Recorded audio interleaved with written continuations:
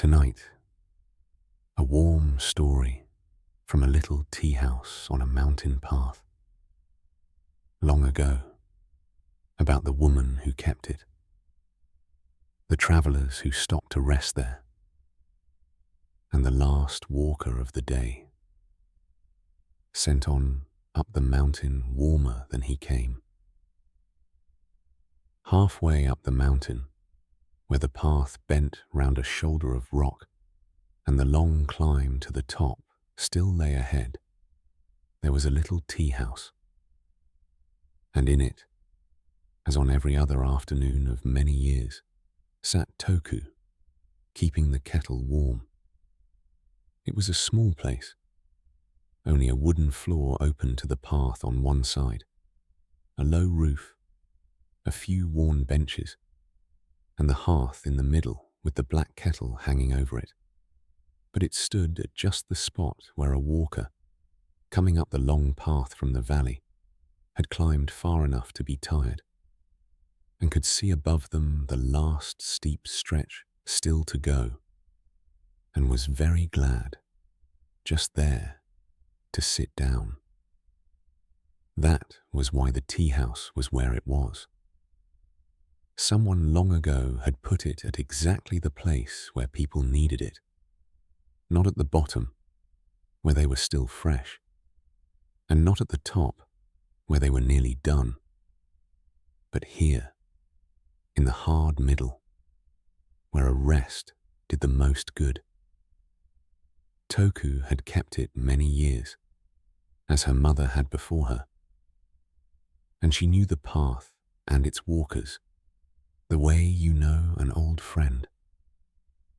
The view from the bench was down the whole valley, the path falling away below, the river a thin, bright thread far down, the small fields and the smaller roofs of the village, and beyond, ridge after ridge of blue hills going away into the distance. In the afternoon light, it was all gold and soft and far. The pines stood close around the tea house and moved a little in the mountain air. The kettle steamed, and on the warm end of the bench nearest the fire, the tea house cat lay asleep in a patch of sun, as it did every afternoon, having long ago decided that this was the best place in the world, which it may well have been. Toku sat by her fire and waited for whoever would come up the path.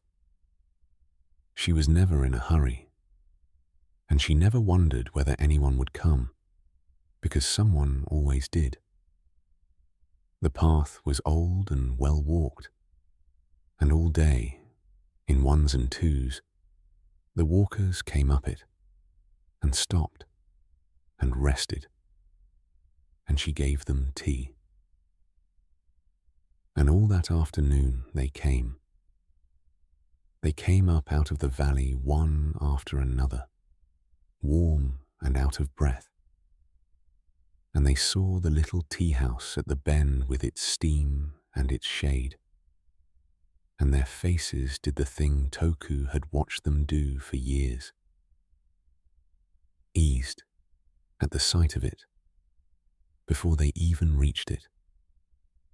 She gave them tea. That was all she really did. And it was everything.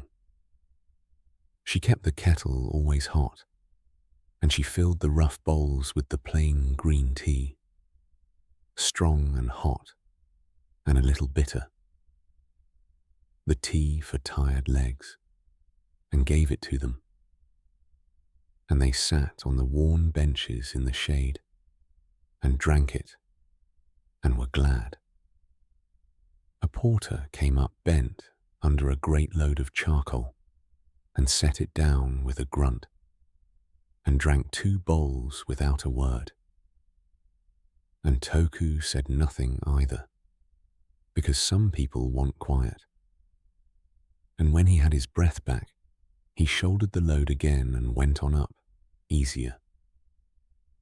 An old husband and wife came, pilgrims in white, going to the shrine at the top, and they rested a good while and talked to her gladly, and she gave them an extra bowl and would not take more for it. A peddler came with his tray of small things, and a boy running a message, and an old man in no hurry at all, who only wanted to sit and look at the view a while, which she let him do as long as he liked. To each of them, she gave what they needed. The quiet one quiet, the talkers her talk, the tired ones an extra bowl and a longer rest. And to each she gave the warm and the tea and the place to sit, and each of them, rising to go on up the last hard climb, went a little lighter than they had come. She had watched it happen 10,000 times, and it had never once stopped being the thing she liked best in the world. The way a person sat down heavy and rose up light. The afternoon wore on, and the light began to gold and lengthen, and the walkers came fewer. By the time the sun was going down behind the far ridges, the path had nearly emptied. The last of the day's walkers had gone up and over, or down and home, and the valley below was filling slowly with blue shadow, the river losing its shine, the little roofs of the village going dim. The air on the mountain turned cool. The cat got up, stretched, and moved in closer to the fire. But Toku did not close up.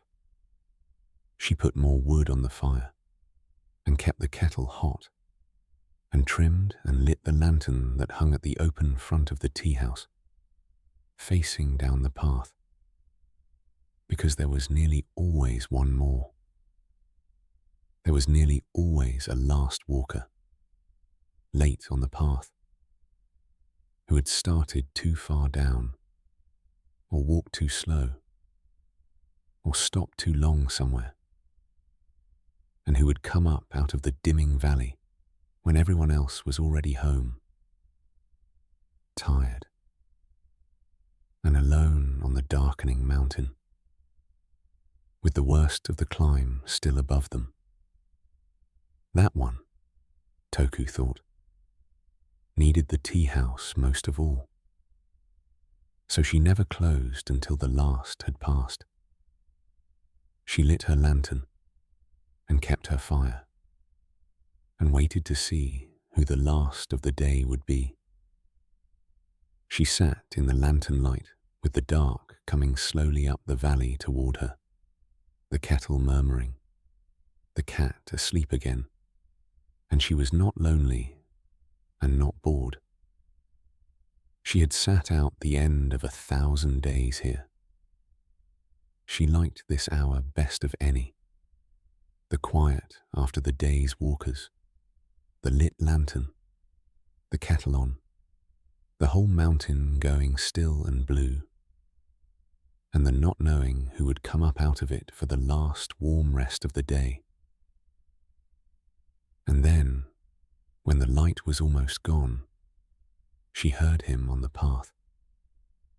Footsteps, slow and heavy and tired, coming up the last of the path out of the dusk.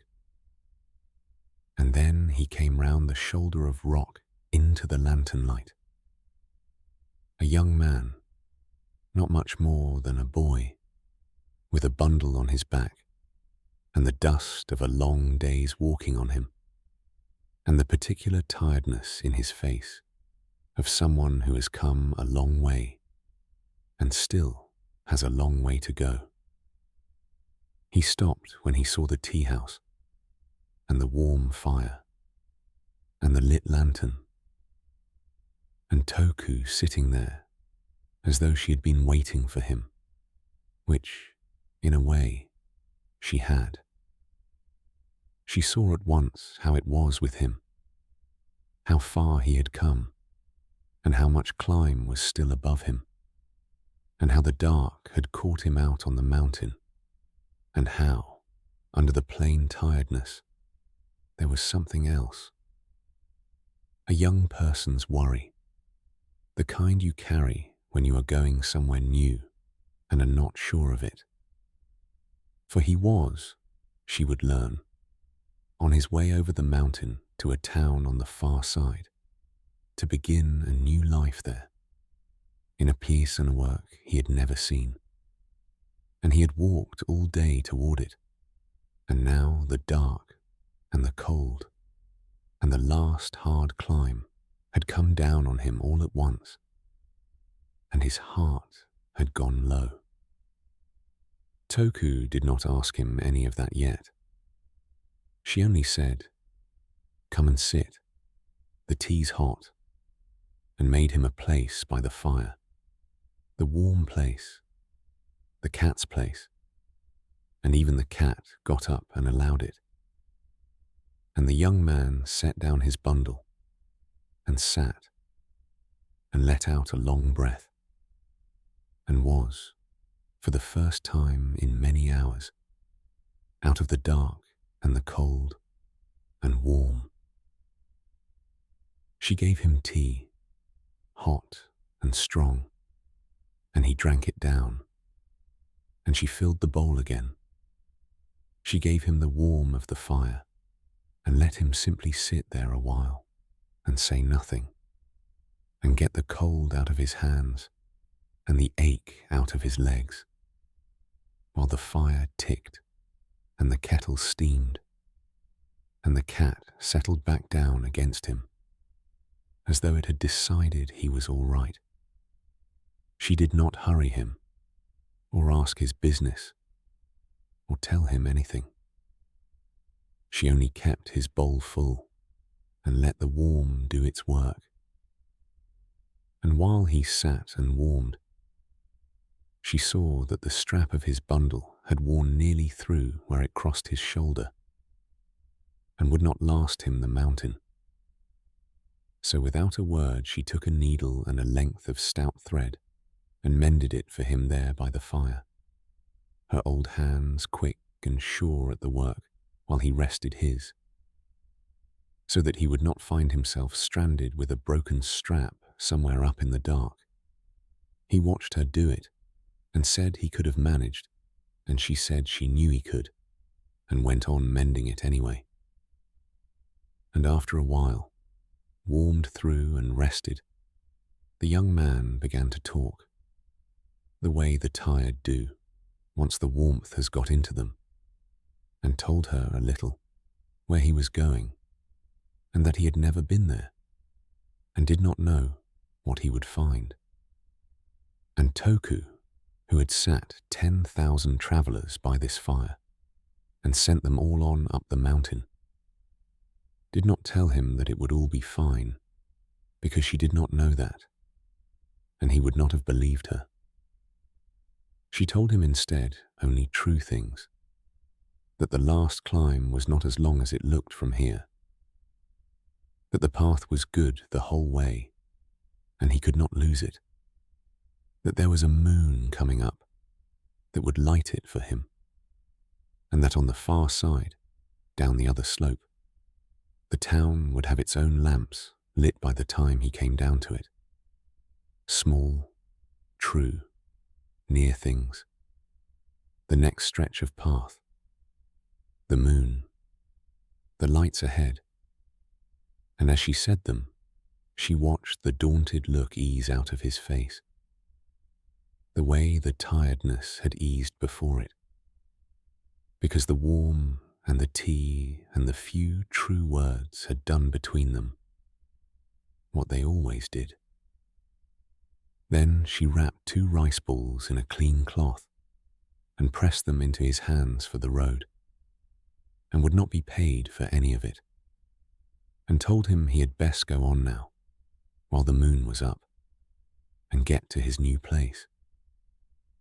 And the young man stood and shouldered his bundle, and he was a different shape than he had been when he came in, steadier, and lighter and ready.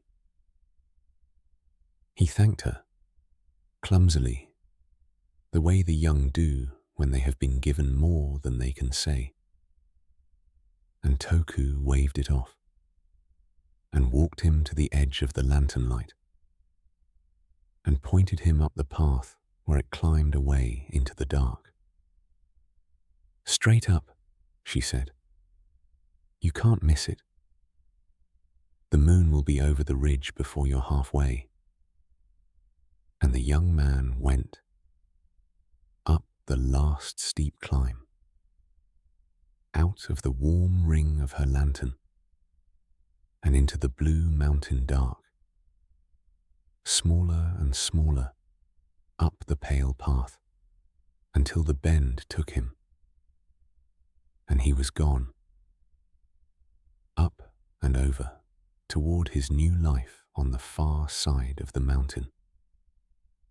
Toku stood at the edge of her light a while longer, looking up the empty path where he had gone, and then up at the ridge, where, just as she had told him, the first white edge of the moon was coming up to light his way. He would be fine on the path now. They always were. She had sent so many of them up into the dark over the years.